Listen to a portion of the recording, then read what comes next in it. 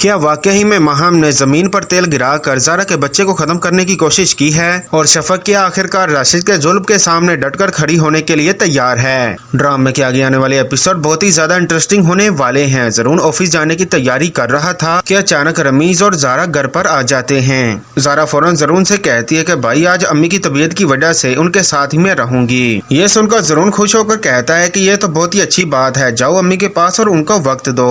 वो ऑफिस जाने के लिए अपने कमरे में चला जाता है और ज़ारा अपनी माँ के पास। लेकिन महम के दिल में कीना और साजिश बहुत ही ज्यादा बढ़ जाती है। जरून के जाते ही वो फैसला करती है कि आज वो ज़ारा को हमेशा के लिए सबक सिखाकर रख देगी। जैसे ही महम कमरे में दाखिल होती है, अजरा महम से घबरा कर ज़ारा को इशारेबाजी में बार बार अलर्ट होने की सिग्नल देती है। ज़ारा परेशान हो जाती है और कहती है कि प्लीज भाभी अम्मी की हालत देखें, अब यहाँ से चली जाएं। महम गुस्से से भड़क उठती है कि मैं क्यों जाऊँ, ये मेरा घर है, इस पर मेरा इख्तियार है, तुम्हारा नहीं। ज़ारा की बर्दाश्त जवाब दे जाती है और वो सख्त लहजे में कहती है कि मैं कह रही हूँ भाभी अभी कभी इस कमरे से निकल जाएं। लेकिन महम आगे से तंजिया लहजे में जवाब देती है, मैं देखती हूँ इस घर से मुझे कौन निकालता है, याद रखना ज़ारा इस घर की असल मालकिन मैं हूँ, तुम नहीं। ये कहकर वो वहाँ से चली जाती है। कुछ ही देर बाद ज़ारा कमरे से बाहर निकलती है। मौका गनीमत जानकर महम वापस आती है और फर्श पर तेल गिरा देती है। ये मंजर अजरा बेगम अपनी आंखों से देखती है, मगर बेबसी के बाइस ना वो अपनी बेटी को बचा सकती है और ना ही अपनी हिफाजत कर सकती है। जैसे ही ज़ारा कमरे के अंदर दाखिल होती है, उसका तेल पर पाँव तिलकता है और वो जोर से नीचे गिर जाती है। ये देखकर महम के चेहरे पर शैतानी मुस्कुराहट आ जाती है,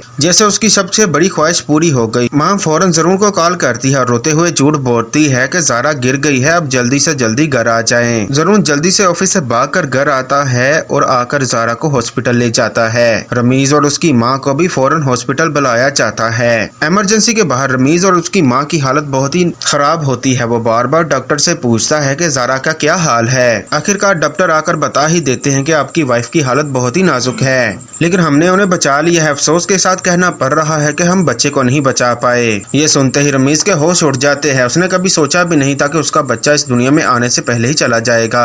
उसे बिल्कुल भी अंदाजा नहीं है कि उसकी अपनी ही भाभी महम इन सारे मंसूबों की जड़ है। दूसरी तरफ शफक ये फैसला कर लेती है कि अगर वो राशिद के जुल्म से डरती रही तो वो सारी जिंदगी उसके जुल्म तले कैद हो जाएगी। वो हिम्मत बांध कर अपने आप को हौसला देती है कि मैं राशिद से नहीं डरने वाली, मैं डटकर उसका मुकाबला करूंगी। तो दोस्तों, आपके ख्याल में क्या ये महम का खौफनाक राज रमीज के सामने कभी वाश होगा? कमेंट सेक्शन में अपनी राय से जरूर आगाह कीजिएगा।